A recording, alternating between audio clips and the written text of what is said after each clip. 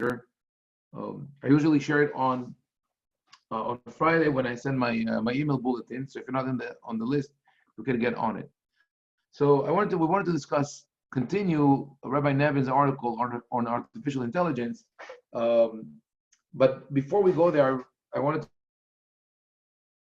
practical question, like of technology that we have now. We're not going to have autonomous machines and artificial intelligence that can take decisions, life and death decisions, moral decisions for a long time. This is still, something that is far into the future. Far could be 20 years, 30 years, maybe less. And as I mentioned last time, when that happens, also the whole environment will change. So we're part of the problem of the discussion is that we are dealing with future technology that in our mind is set in current circumstances. I want to add one more thing before we continue. What Eduardo was commenting last week about algorithms is that already now algorithms are making decisions that affect our lives in terms of medicine, analyzing statistics, impacting our decisions in many, many things. And it's true that if we can make independent decisions, we're mistaken. But that also sort of adds to what I mentioned last time, that this has always been the situation. To a certain extent, there were always governments and rulers and people of power and influence who decided for others. So in a way, it could be that the access to artificial intelligence and autonomous machines will liberate some people. But anyway, this I'll leave aside for further discussion. Maddie brought up the question of timers, like using Google to set up things. Before Google, you could have created a timer through your computer. This already, I think, technology existed. And Gabriel mentioned that some people said that you cannot use timers on Shabbat because of Marit Ain, because of the perception of others that what you're doing is forbidden. Now, Marit Ain, the perception is discussed thoroughly in Poskim, and most of them agree that we don't add new prohibitions of Marit Ain to what is written in the original text in the Mishnah and the Talmud. Very few cases are mentioned there, and Marit Ain also doesn't apply that something happens inside the house. What does apply, instead of the perception of others, I'm not concerned about other people seeing what is happening in my house. And besides that, when a certain technology or a certain type of behavior is already well known and widespread, we cannot apply Marit Ain to it. Where would you apply Marit Ain to? For example, if a person enters, an observant person enters a non-kosher restaurant, right? Then people will say, "Oh, Marit Ain, we think maybe he went and ate there." But as long as you can explain his behavior in a way that is permissible, then there should be no room for Marit Ain. For example, if that restaurant, the only thing that the restaurant does is serve non-kosher meat, and it's only pickup, meaning you can only stop by the window to pick up the kosher meat, and because there's no other way to explain the behavior of that person, okay, then he should not stop by that window to pay money to the cashier who works there that he owes him from a different transaction, because people wait for him and meet him in another place. But if you could say that person went there to get a cup of water or soda or another kosher product that is sold in this store, or go to the bathroom, or even just find shelter from the rain, all these things don't fall under Marit Ain. But there's a general, more comprehensive concept, and that's, like I said, not just being able to explain the behavior of a certain person, but the ubiquity, the presence of that technology. For example, there's a discussion by Rabbi Yosef Messas, who at the time lived in Morocco in the 50s. He received a question from people who lived in Paris, and they wanted to know if they could ride the metro on Shabbat. And Rabbi Messas answered that yes, you could ride the metro on Shabbat, because the metro is not operating only for you. and you buy the ticket beforehand, which by the way applies also to the MEG stripe, the magnetic cards that people use in different metro areas around the country, in New York, in DC. You get the card. Usually, your card is charged up to a certain amount. Time you travel, the amount is deducted from your card. So in that case, the transaction has already been made when you purchase the card, and now they just tally how much value you have. And the LED lights, the magnetic cards, all these things are not considered a problem. In any case, Rabbi Misas answered back in the day that yes, you could ride the metro. And sure enough, he got a letter from one of his colleagues, Rabbi Leiner, whom he know from before the war. Rabbi Leiner was from Poland and migrated to Paris. And Rabbi Leiner asked Rabbi Misas, how can you tell people to ride the metro on Shabbat? It's Marit Ayin. What is Marit Ayin? People think that they're doing something forbidden, and then they would label those metro riders as Shabbat transgressors. The answer of Rav Yisrael Mashash is brilliant. He said, if that is what you're concerned about, let us publicize that Psak Halakha so people will know that it is not forbidden. So in other words, what Rabbi Mesa said, and that fits theology of his general point of view of we can't turn time back. You can't ignore technology and progress. He says it in several cases. He says, this technology is here. Mass transportation, magnetic cards, whatever it is, they're already here. You cannot ignore them. Everybody knows that there's a way to buy tickets from before Shabbat and go on the train. And we follow that as kids in Yerushalayim, not on the train, but we lived not far from the biblical zoo in Yerushalayim, Gan HaHayot HaTanachi, and we all had either bought tickets before Shabbat or had subscription. And on Shabbat, one time we'll go to the zoo, one time we'll go to the museum. God forbid if you see an Orthodox family does this today, they will be stoned to death with kosher stones. By the way, prepared before Shabbat, put aside, signed by a supervisor, and etc. etc. So that is about riding the metro on Shabbat. So now we come to the timer.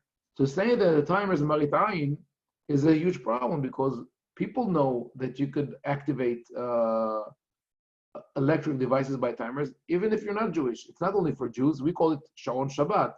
Other people call it vacation timer. When you go on a long trip, that's what we do. We'll leave a lamp in the living room by the window that turns to the street on the timer, and every night it turns on at the same time, right? So what is the concern? There's another concern that is mentioned regarding the laws of bishul, of cooking on Shabbat. It's called mehzeh kemevashel. That there are certain things that you do on Shabbat that looks as if you're cooking. And if you really look into them carefully, I'm not going to go into this now, you realize that it's not about what other people will think that you're doing, but rather what you think that you're doing. Meaning, if you do one action that is permitted by halakha, but resembles cooking, then you will think that the category of cooking is not a problem on Shabbat, and then you'll cook in the manner which is forbidden on Shabbat. So there are two types of perception: the perception towards others, and have a perception of certain thing that is permitted. I might project it and extend it to other things, and then I'll have a problem. But whereas it could be argued regarding certain types of heating food that look like cooking, I don't think that anyone who sets the timer from before Shabbat would think that because he sets the timer before Shabbat, he could turn the switch on and off on Shabbat, right?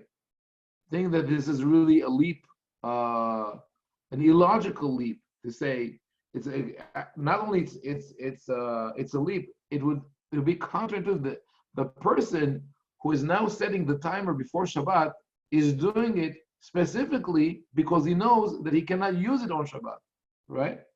So from the point of view of perception, there's no argument here. More, I would say that with all due respect to Moshe Feinstein, who was a tremendous Talmid Chacham and a very courageous. At that point, he wanted to hold back because he was afraid that the use of timers will turn people's behavior on Shabbat into something that is not Shabbosdik. It doesn't have the spirit of Shabbat, which is understandable. But you could accept this logic or reject it. It's not a psak. Nobody could rule for you. You can or cannot use it on Shabbat. It's more like a suggestion. It's like, I think that if you use timers on Shabbat, maybe that's not the ideal thing. First of all, today, I think we know that we're trying to preserve energy as much as possible. And it always irritated me to see like all the lights on Shabbat. My son wanted all the lights on Shabbat. Now, I don't know what happened. Maybe because of the coronavirus, he said, okay, he before Shabbat, he sets like 5 timers around the house with lamps and keeps the lights low in the kitchen, so it's nice. But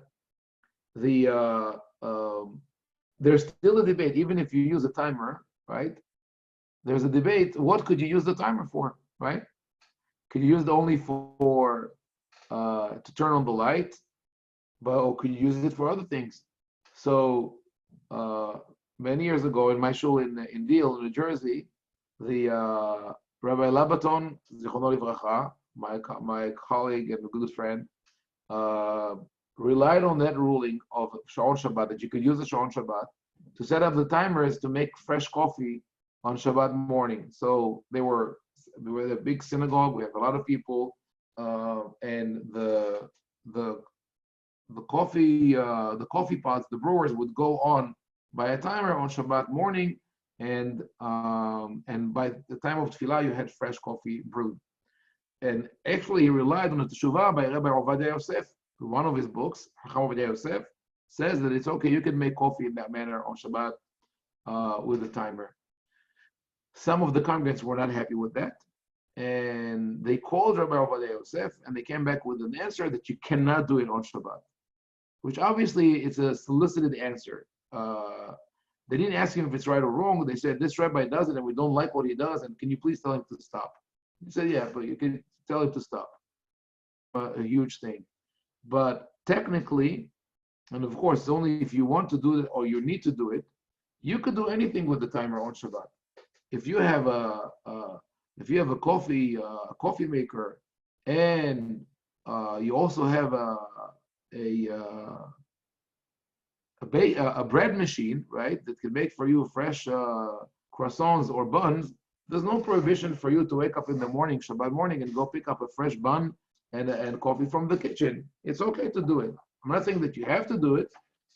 We enjoy warming our croissant on what is called the plata or the blech, but if you need it, it's okay.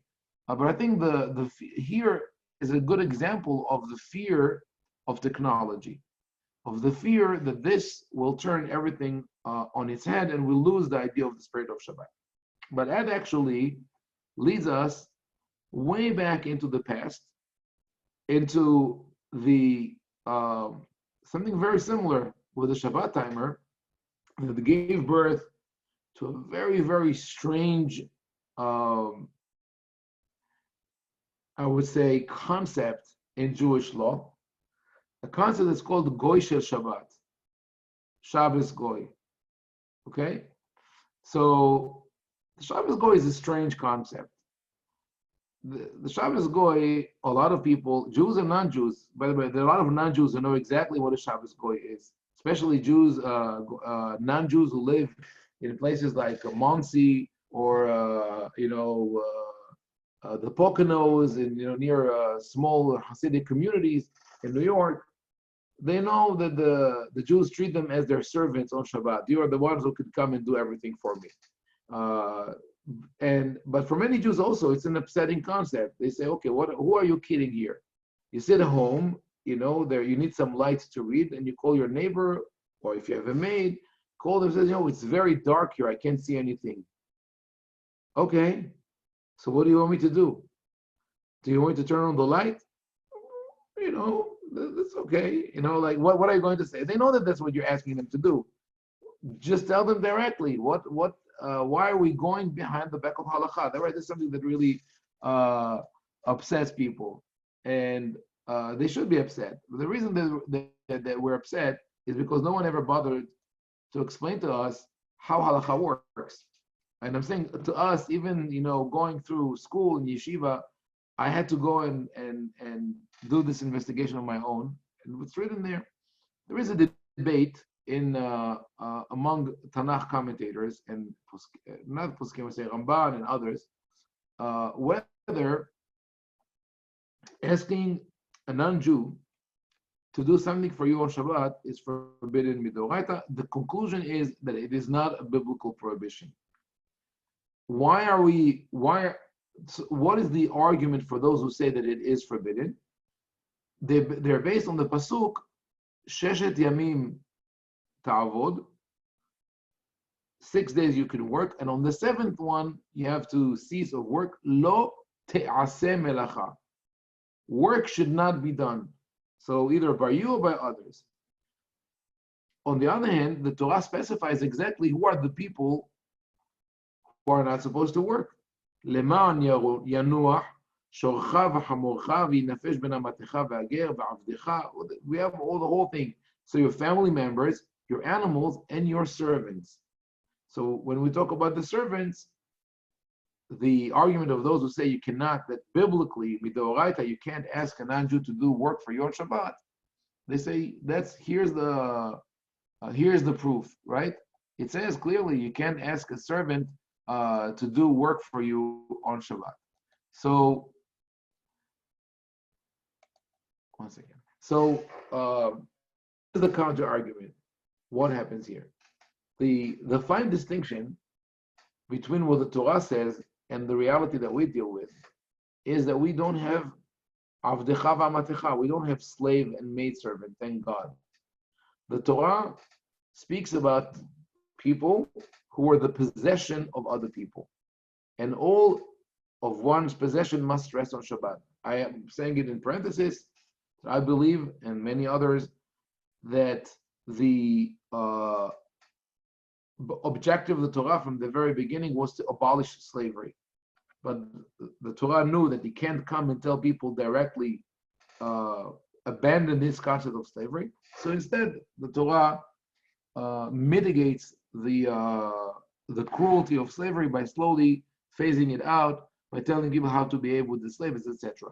But in any case, at the time of the Torah, where the economy functioned in one of two ways. Either you were a wealthy man and you had slaves and servants, or you weren't wealthy and there you worked and your family worked for you, but you didn't hire people from the outside. And if you hired people, those people you would usually work for you during the week, and they will, if they're also Jewish, they would rest on Shabbat. If they're not Jewish, what about hired work, non-Jewish hired work in the time of the Tanakh?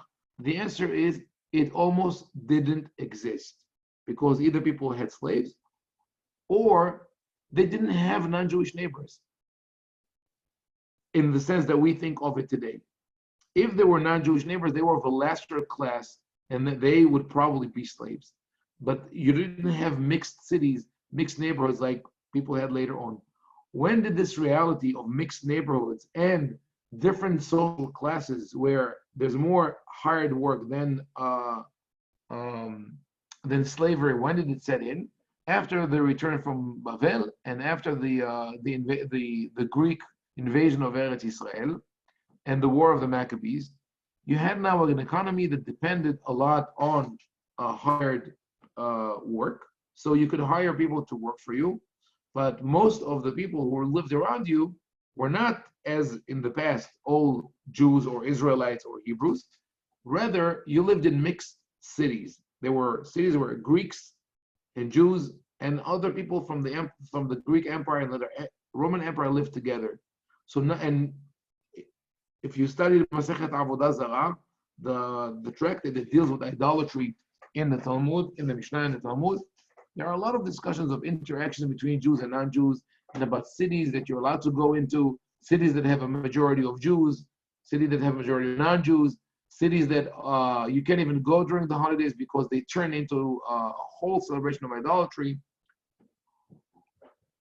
So once you've entered that reality, the rabbis faced a new problem, which is people were able to work during the week on their own and to hire workers to do work for them on Shabbat. Let's see.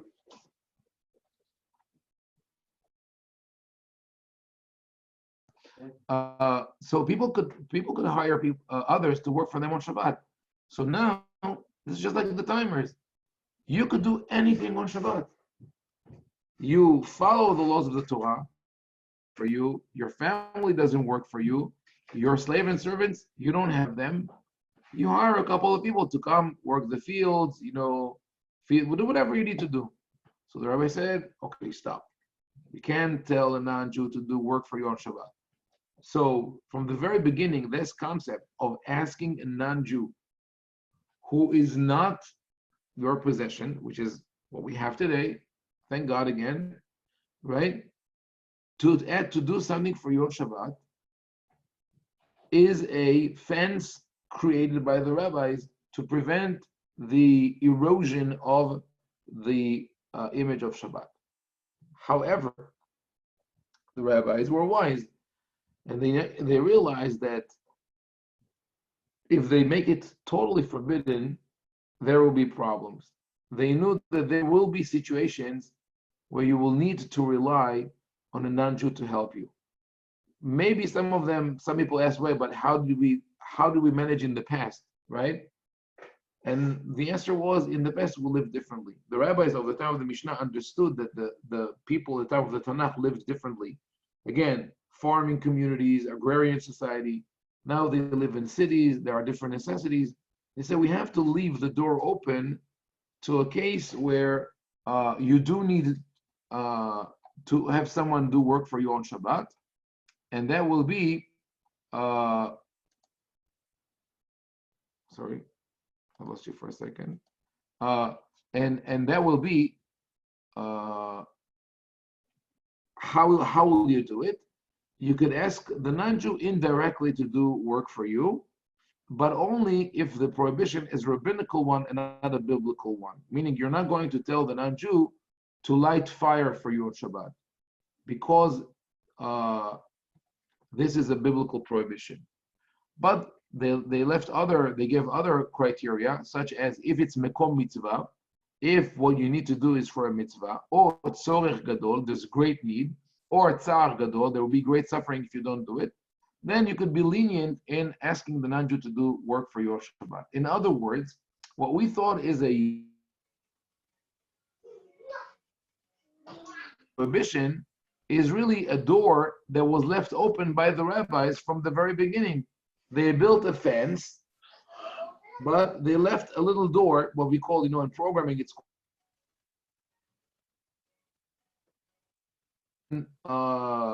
sort of override the program when there's a problem. Gabriel, you had a question? I had a comment. Yeah. Once I was in business and I took a job on the Shabbat, and then a friend of mine told me, and I wasn't going to work the job. So I asked a posek of a Sephardic posek. I called him up and I said, I need to be matir asurim. He understood. He said, is the guy Jewish that you hired to work for you? I said, no. He says, he's working because he's making money. He's doing it for himself. He basically said, as long as you're doing it, he says, you're basically the agent. You're taking let's say I charge a customer 1,000 and I'm paying the guy, the goy, 400. He says, I'm taking a $600 commission to be a booking agent. But the goy is actually doing the work for himself because he has an opportunity to make $400. It happens to be that he's making the $400 if he works on Saturday. He could say no. So that was the logic. Yeah. And it was a very reliable rabbi. Okay.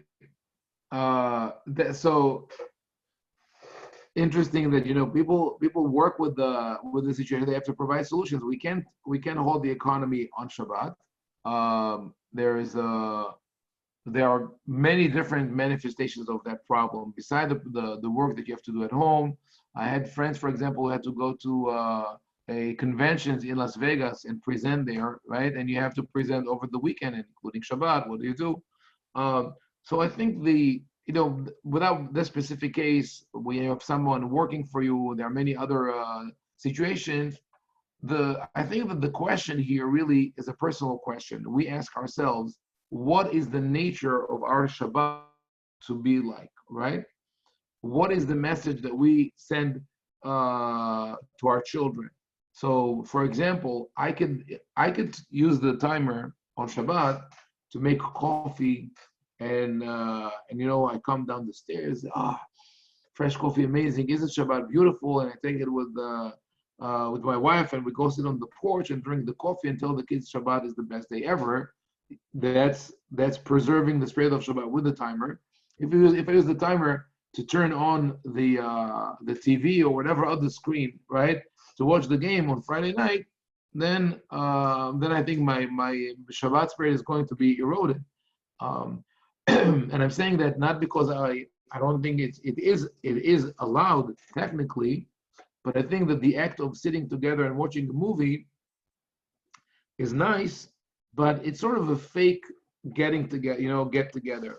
We laugh at the same time. We sometimes, allow each other to comment, or, I don't know, watching a game is a different story, but we're not really together. So that is a personal decision. But technically, you could use, just like you could use a non-Jew, ask either for pay or to volunteer to do stuff for your Shabbat, you could use a timer.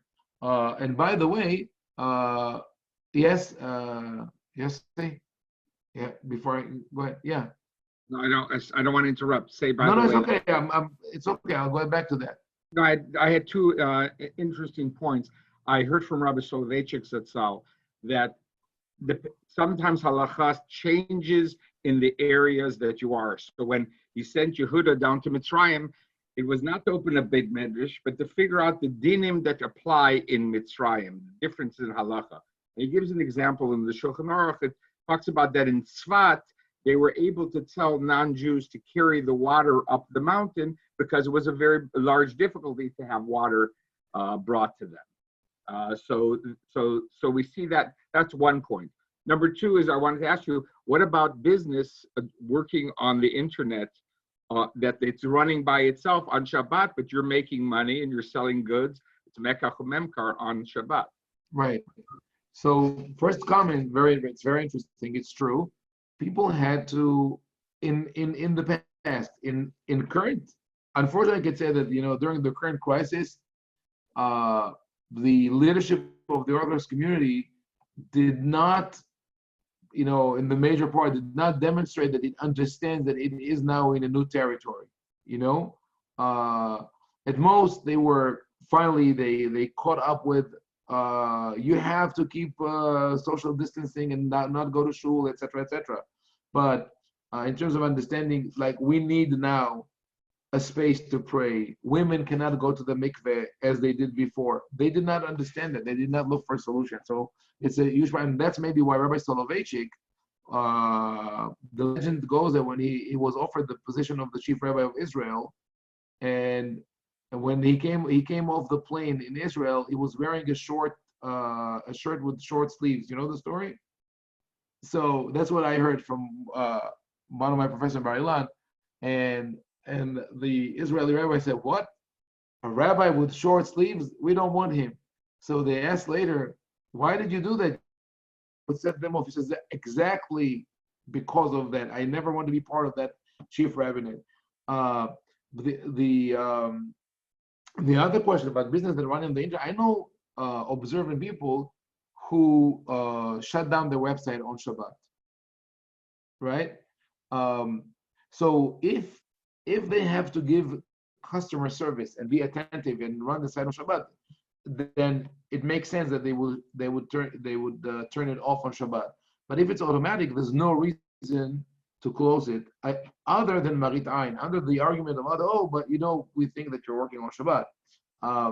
However, what really happens there your business is making money on Shabbat. Now, I heard from people this argument: you cannot make money on Shabbat. You can't have any of your possessions make money on Shabbat. I said, if this is the case, then let's say that you have a vending machine, you have a business of vending machines. Your vending machine should be closed, locked on Shabbat. So yeah, it's true. So whatever example I brought, they said, yeah, this also should be. Here's what I think we should do. If you're a farmer, you should harvest your fields before Shabbat. Because if you don't, the fruits will keep growing on Shabbat and you'll make money on that extra gain. And actually it's called yield, right? I mean, the terms in the business world are borrowed from agriculture. So the yield that you get from your fruits growing on Shabbat is forbidden. You have to every Friday you have to harvest and pick up everything. We don't do that. That means that it's okay if your possessions make money automatically on Shabbat. And I was going to say before that even though the rabbi said that you should not ask directly when it involves a biblical prohibition, the Tur writes that the custom in Europe was that the non-Jew would come on the winter Shabbatot, it's very cold in Germany and France, would come into Bet HaHoref, to the winter living room, and would start the fire in the fireplace. It's not, it wasn't a gas, it wasn't a virtual fire, like the fake fireplace. It was real fire that you had to kindle from zero. And they did it on Shabbat. Why? What was the argument? They said young children, or she'akol holim etzel hakara. Regarding great cold, everybody is sick. So in other words, if I've seen encyclopedias about what you can and cannot say to a non-Jew, and they all stem from the fact that people try to go back and adhere to the exact criteria made for the rabbis, without understanding that this is something that now became ubiquitous. People realized, okay, I should not run everything as in weekdays by asking a non-Jew to do it, but if I know how to maintain my balance on Shabbat, that's fine. So people are using their common sense, and the rabbis who are writing these books are trying to pull them back into the controlled environment of Halakha. So now that brings me to artificial intelligence, which we don't have yet. So let's talk about more sort of voice-activated machine. First of all, I don't know if you know about Siri. I guess many people here remember the time when Siri was launched, right? Remember that? That time? There were a lot of jokes running about that. I think Ellen DeGeneres had a conversation with Siri. Other comedians were going back and forth with Siri. Everybody was asking questions and waiting to hear witty answers. But you know what happened shortly afterwards? Siri was dumbed down. If you go look up the history of Siri, Siri was much wiser when he was launched. It really could have a conversation with you on religion and many other things. Now, if you ask Siri, for example, who do you believe in? Are you religious? Are you Jewish? Right? Do you think I'm handsome or beautiful? Right? Say, I don't understand what you're saying. I don't have enough data to answer your question, etc., etc. Why?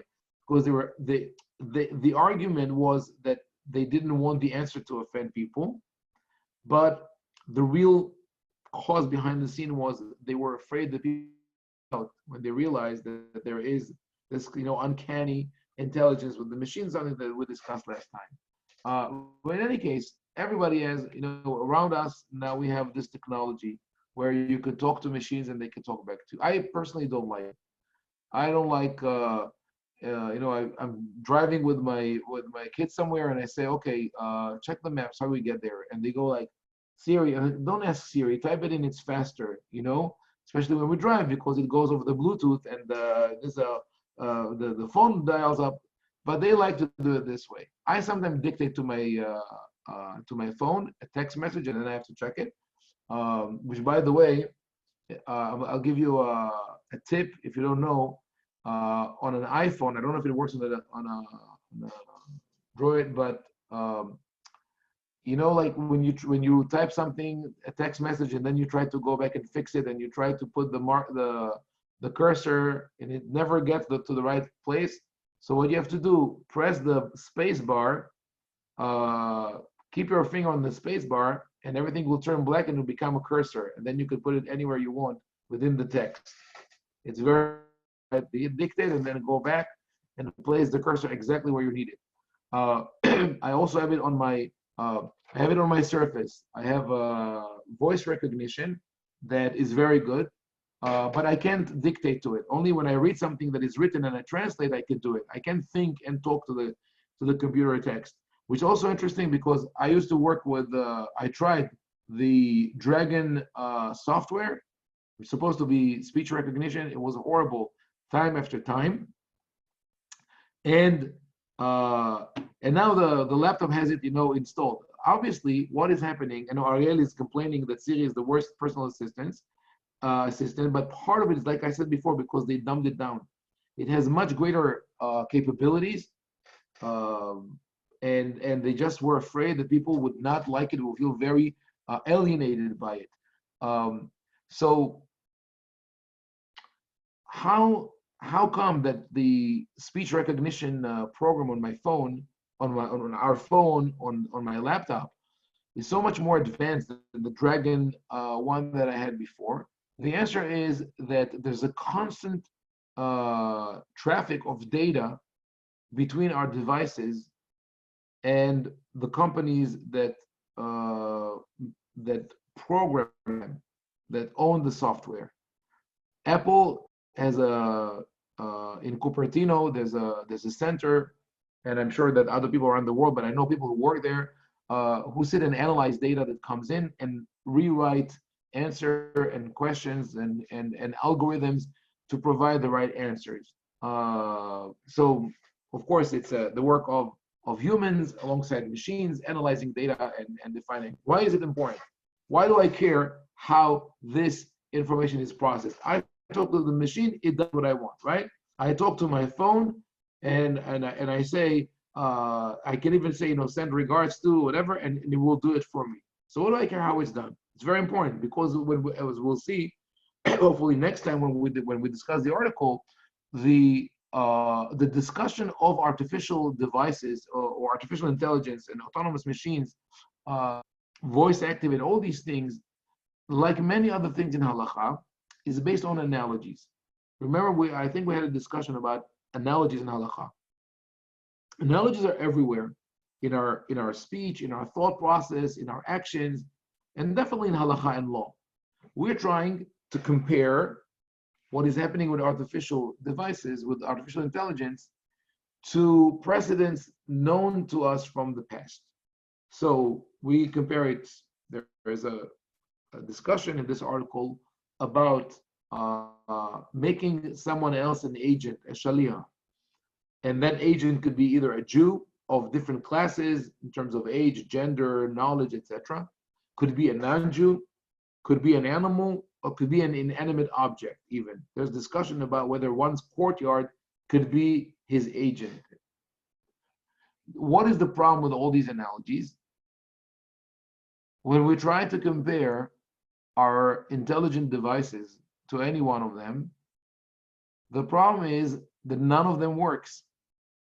You can't compare the machine to a Jew or a non-Jew, because the machines, at least for now, is inhuman, right? I don't think that anyone could argue that we have today a machine that has a human consciousness, right? We discussed it last week. So we have, when we get there, we'll know, right? Probably the first thing we'll ask this machine, we want to know if it's Jewish, and if so, if it's a modern Orthodox or open Orthodoxy. But we're not there yet. So those machines are inhuman. You can't refer to the machine as a human, as a Jew or a non-Jew. If I cannot refer to the machine as a Jew, then I can't say that the machine is my agent to do something which is permissible or forbidden on Shabbat because it doesn't apply to the machine. That idea of permissible or forbidden. Now, if I refer to the machine, if I would have wanted to refer to the machine as a non-Jew, then I would be able to say, to ask the question, is this non-Jew my possession, like a slave, or is it a free agent, like hired work or a volunteer?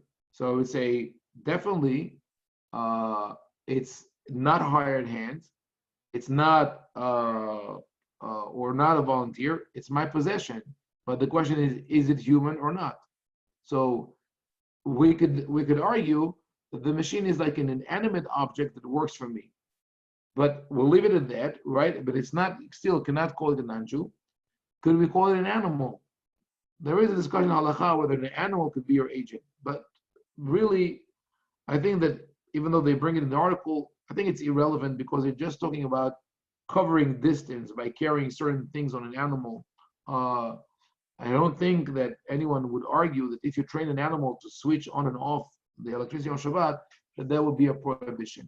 But one would argue that maybe it's like an inanimate object that is your representative.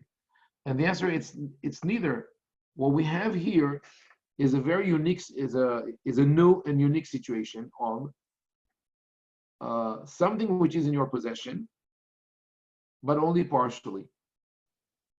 And the part that is not in your possession doesn't operate by your will or anyone's will, but by a combination of data that is being fed to it by humans and non-humans alike. Meaning, when I talk to the machine, what do I own? When I own, you have Echo, Alexa, Siri, whatever you have, right?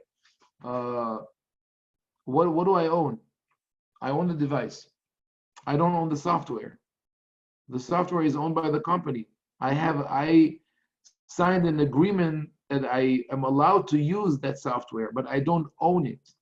And when I talk to this machine, I have to phrase it in a certain way, and the machine really has to analyze and process my statement and decide whether it wants to do it or not, or how to do it.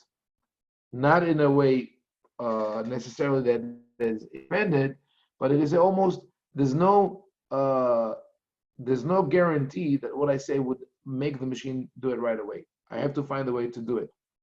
Now, let's say that I found a way to communicate with the machine, and that every time that I say turn on the lights, it will turn on the lights, right? Does that mean that that I activated the machine? Is this considered voice activated? Because this is the argument people use. They call it voice activated, and I want to argue that it's not voice activated. Even if it were voice activated, it wouldn't be a problem. And I'll say by that, voice activated is really sound activated. You know, when all the rage was you go into a room and the blinds open or close, right? So never understand, like, okay, I didn't know how does anyone know how many different sounds you have to open and close the blinds? I was just wondering, like, if you sit in a room like that and someone says something nice and everybody claps, it's going to go on and off. And I never know how this works. In any case, this will be voice activated. You make a sound and the machine responds to the sound. With all these smart devices, there's a process. I'm saying something, I'm saying words, the machine analyzes the words, try to figure out what is the meaning, try to distill them into a simple statement and follow it, right? I didn't do any physical thing. I uttered a sentence. The machine decided to act upon it. Okay, good for it. I didn't do anything. I think that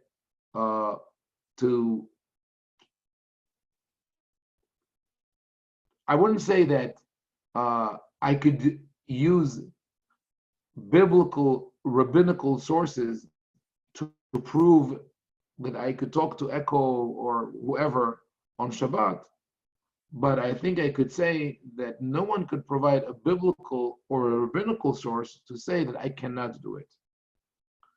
So now,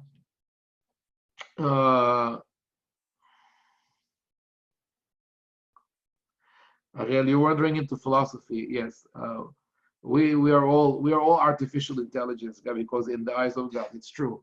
So that's why we have to cease of work on Shabbat. So bottom line, in my opinion, my my opinion, I say again, you could talk to your devices on Shabbat, but you have to decide how you want to do it.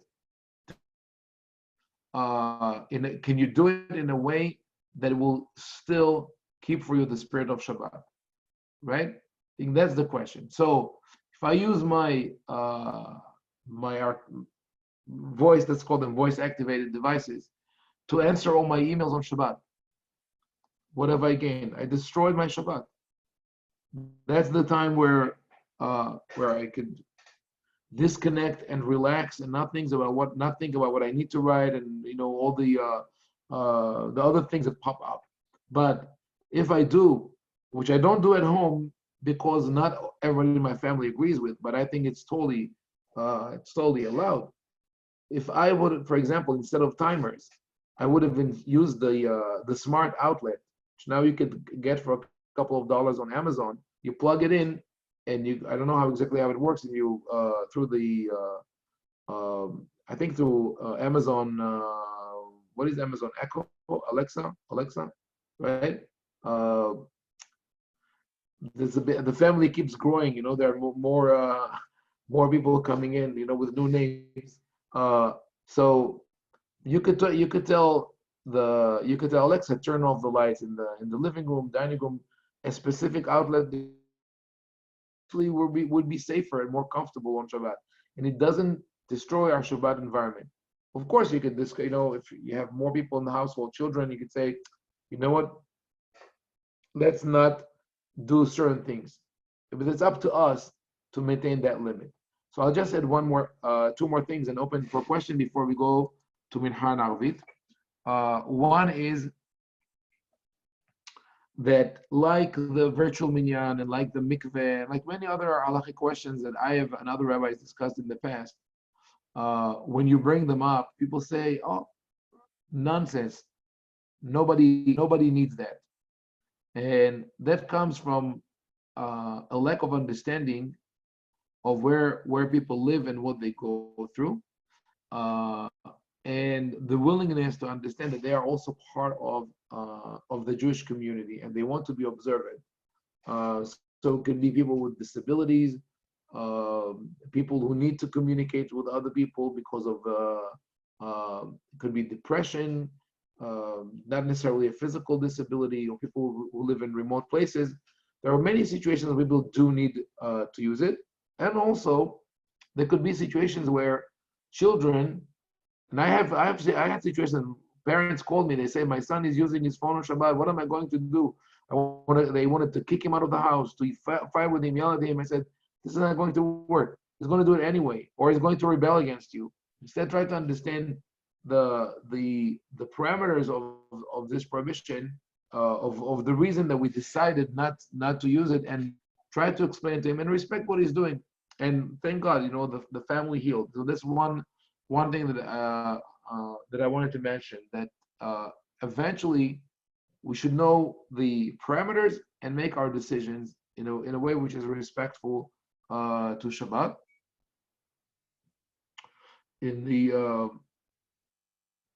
So the other thing that I wanted to mention, so it's sort of skipped my mind right now. So I'll leave it at that. I'll conclude here the recorded session, and I'll leave it open for questions until we start Arvit in about 10 minutes. 1 second.